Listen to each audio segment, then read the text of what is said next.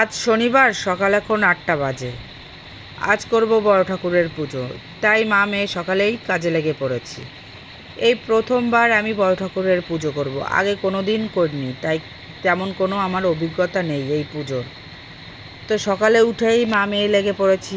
মেয়ে লেগেছে ঘরের কাজে, আমি চলে গেছি বাজারে ফল মিষ্টি আনার। আমার বাড়িতে অন্য কেউ তো নেই যে আমি ঘরের কাজ করব, আমাকে অন্য কেউ এনে দেবে, তেমন পরিস্থিতি নেই। যা করব সব নিজে হাতেই করতে হবে। তো মন্দিরে যেতে হবে একটা নির্দিষ্ট টাইমে, দুপুর 3টে। এর মধ্যে আমাকে সম্পূর্ণ কাজ গুছিয়ে নিয়ে যেতে হবে। আমি সম্পূর্ণ কাজ গুছিয়ে ছেলেকে দিদির কাছে রেখে বেরিয়ে পড়লাম। একা একা যেতে যেতে একটু ভয় ভয় করছে যে কোনো দিন পুজো করিনি, কেমন হবে কি না। তো যেতে যেতে একটা কাকিমার সঙ্গে দেখা হলো। কাকিমার কাছে শুনলাম, কাকিমাটা তেমন করে বলে দিয়েছে, একটু ভয়টা কেটেছে। মন্দিরে গিয়ে দেখি ঠাকুরমশাই আসেনি, তখন 3:15 বাজে। আমি তো ভাবলাম আমার হয়তো লেট হয়ে গেছে, আর এদিকে টেনশনও হচ্ছে, ছেলেকে রেখে গেছি, মেয়েকে রেখে গেছি, ওইদিকে ঠাকুরমশাইও আসেনি।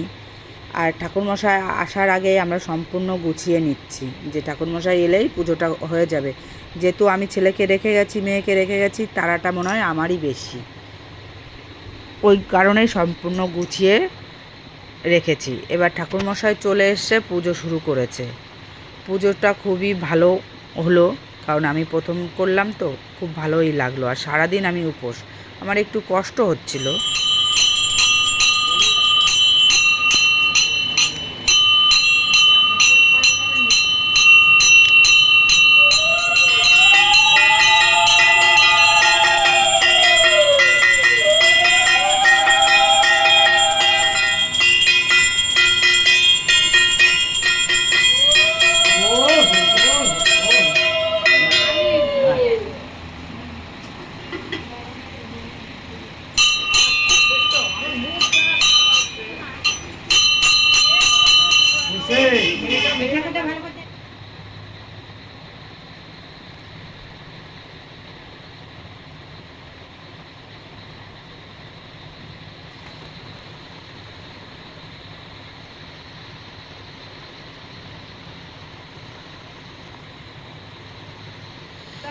পুজোটা শেষ করে এই দাদুর সঙ্গে দেখা হলো। দাদুর সঙ্গে একটু হাসি ঠাট্টা করে এবার বাড়ির পথে রওনা দেব।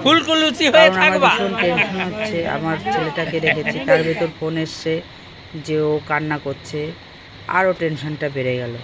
তো পুজো শেষ, আমি আমার বাটাটা নিয়ে এবার বাড়ির দিকে রওনা দিয়েছি।